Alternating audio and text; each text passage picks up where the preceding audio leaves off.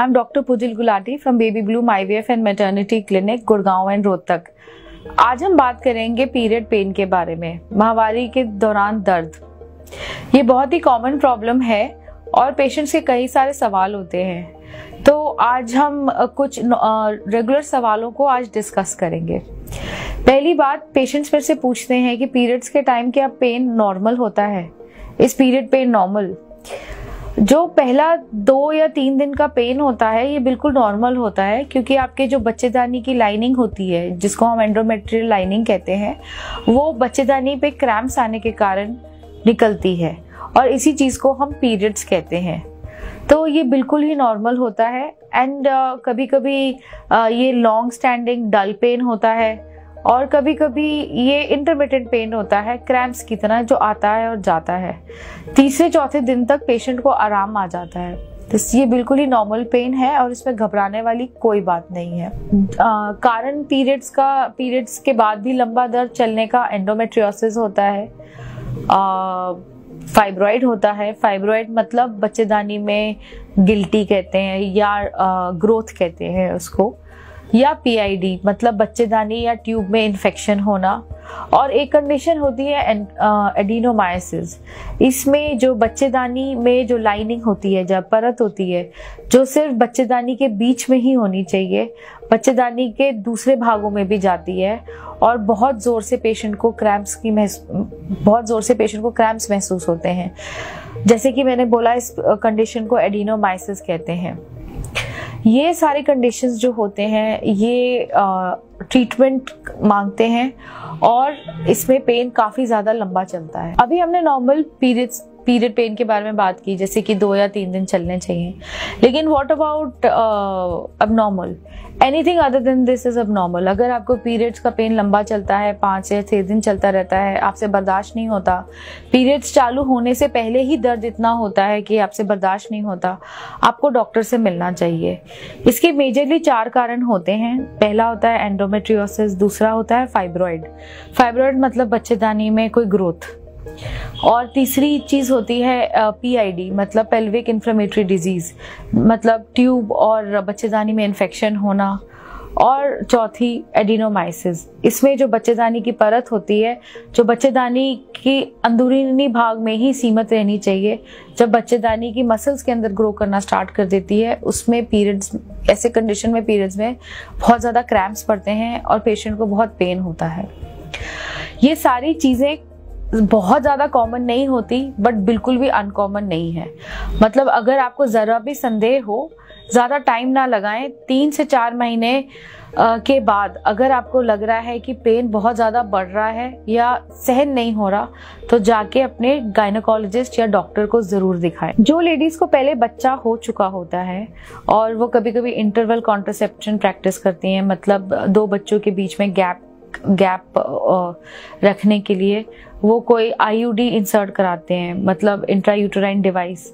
ऐसे पेशेंट्स को कभी कभी ज्यादा पेन होता है पीरियड्स में, कभी कभी ज्यादा ब्लीडिंग भी होती है। अगर आपने आईयूडी डलवाया हुआ है तो ये काफी कॉमन है कि 3 से 4 महीने आपको डिस्कम्फर्ट रहता है और फिर जनरली सारी चीजें ठीक हो जाती हैं। लेकिन अगर 4 से 5 महीने में भी आपको आराम नहीं आ रहा, ब्लीडिंग बहुत ज्यादा हो रही है, कमजोरी हो रही है, तो आपको अपने डॉक्टर के पास जाके दिखाना चाहिए। और अगर आपको आईयूडी जैसा कॉन्ट्रासेप्टिव आपको सूट नहीं हो रहा, तो दूसरा कोई कॉन्ट्रासेप्टिव आपको अपने लिए चूज करना चाहिए। जनरली पेशेंट्स पूछते हैं कि मैम घर पे हम पेन का क्या इलाज करें। देखिए, इट इज नॉट एडवाइजेबल कि आप घर पे खुद ही दवाइयाँ लें। अगर आपको रेगुलर और हल्का हल्का पेन रहता है ड्यूरिंग पीरियड्स, जो मैंने बोला नॉर्मल होता है 2 से 3 दिन तक, तो उसमें आपको बिल्कुल घबराना नहीं चाहिए और आपको इतना तो सहना चाहिए। अगर ऐसा होता है कि आपका पेन ज़्यादा होता है लेकिन किसी पेन किलर से आपको आराम आता है, तो आप अपने डॉक्टर की सलाह से थोड़ा बहुत पेन किलर ले सकते हैं। कुछ नेचुरल टमी मसाज होती हैं जिससे पेन रिलैक्स होता है, वो कर सकते हैं। एक इलाज होता है TENS, ये उनके लिए होता है जिनका पेन बिल्कुल असहनीय होता है। इसको कहते हैं ट्रांसक्यूटेनियस इलेक्ट्रॉनिक नर्व स्टिमुलेशन। इससे एक डिवाइस होता है जिससे इलेक्ट्रिक करंट पास होता है बच्चेदानी में, जिससे पेन कम हो जाता है पीरियड्स के टाइम। ये सिर्फ उन पेशेंट्स के लिए होता है जहाँ पे पेन असहनीय हो जाता है। कई पेशेंट्स मेरे से पूछते हैं कि मैम हमें पहले तो माला एन या माला डी या कोई भी कॉन्ट्रासेप्टिव गोलियों के खाने से पहले पीरियड में बहुत दर्द होता था, लेकिन जैसे ही हमारे डॉक्टर ने माला एन, माला डी या कोई भी कॉन्ट्रासेप्टिव स्टार्ट किया है, हमारा पेन काफ़ी कम हो गया है। देखिए, इसका कारण है, जैसे मैंने आपको स्टार्टिंग में बोला कि हमारा जो पीरियड का पेन होता है वो बच्चेदानी की लाइनिंग झड़ने के कारण होता है। जब आप कॉन्ट्रासेप्टिव लेते हो, ये लाइनिंग ही नहीं बनती या बहुत पतली बनती है, तो पेशेंट को पेन भी कम होता है, खून का लॉस भी कम होता है, एंड पेशेंट की साइकिल अगर इरेगुलर हो वो भी रेगुलराइज हो जाती है। लेकिन कोई भी ऐसी दवाई जब भी आप लें जो हार्मोनली एक्टिव हो या कोई भी हार्मोन रिलेटेड मेडिसिन लें, तो आपको अपने डॉक्टर की सलाह के बिना बिल्कुल भी लेनी नहीं चाहिए। कई पेशेंट्स मेरे से पूछते हैं कि मैम हमने पेन किलर्स लिए या आपने रेगुलर जनरल डॉक्टर को दिखाया तो हमारा पेन बिल्कुल सबसाइड नहीं हुआ, इसका क्या कारण हो सकता है।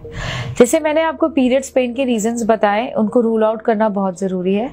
सबसे कॉमन कारण क्रैम्प्स का कभी कभी यूरिनरी ट्रैक्ट इन्फेक्शन भी होता है, जो लेडीज़ में बहुत कॉमन होता है। यूरिन में इन्फेक्शन होना, एंडोमेट्रियोसिस होना, फाइब्रॉइड होना, तो इसके लिए हमें बहुत अच्छा अल्ट्रासाउंड करवाना जरूरी होता है, जिसमें ये सारी प्रॉब्लम्स हमें सोनोग्राफी के थ्रू दिख जाती हैं। लेकिन कभी कभी ये कराने के बाद भी हमें आराम नहीं मिलता, उसका क्या ट्रीटमेंट है। जब हमें अल्ट्रासाउंड या दवाइयों से आराम नहीं मिलता तो हम लैप्रोस्कोपी की हेल्प लेते हैं, जिसमें एक कैमरा के थ्रू हम आपके बच्चेदानी ट्यूब्स या अंदरूनी ऑर्गन्स को देख लेते हैं कि कुछ कहीं अल्ट्रासाउंड में मिस तो नहीं हो रहा। उससे भी एक आसान तरीका है हिस्ट्रोस्कोपी। इसमें फाइबर ऑप्टिक कैमरा आपके अंदर जाता है बच्चेदानी के मुंह से, और हम क्लियरली देख सकते हैं छोटे छोटे फाइब्रॉइड्स भी, अगर वो आपको पेन दे रहे हैं और अल्ट्रासाउंड में मिस हुए हैं। लास्ट क्वेश्चन मेरा आईवीएफ रिलेटेड है, बेबी ब्लूम आईवीएफ और मैटरनिटी क्लिनिक। कोई भी टॉपिक बिना आईवीएफ के क्लोज नहीं कर सकता, so dedicating this question to IVF cycle and my patients कि पेन इन पीरियड्स क्या आईवीएफ साइकिल को अफेक्ट करता है। देखिए, ये बहुत ही इंटर रिलेटेड क्वेश्चन है कि भाई आईवीएफ में जब भी हम साइकिल स्टार्ट करते हैं, डॉक्टर के दिमाग में बहुत क्लियर होना चाहिए हम आईवीएफ क्यों ले रहे हैं।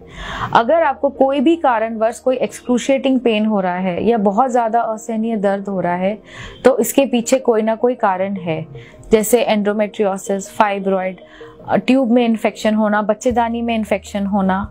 तो ये सारी चीज़ें पहले ट्रीट की जाती हैं या कंट्रोल में लाई जाती हैं, उसके बाद ही आईवीएफ की साइकिल स्टार्ट की जाती है।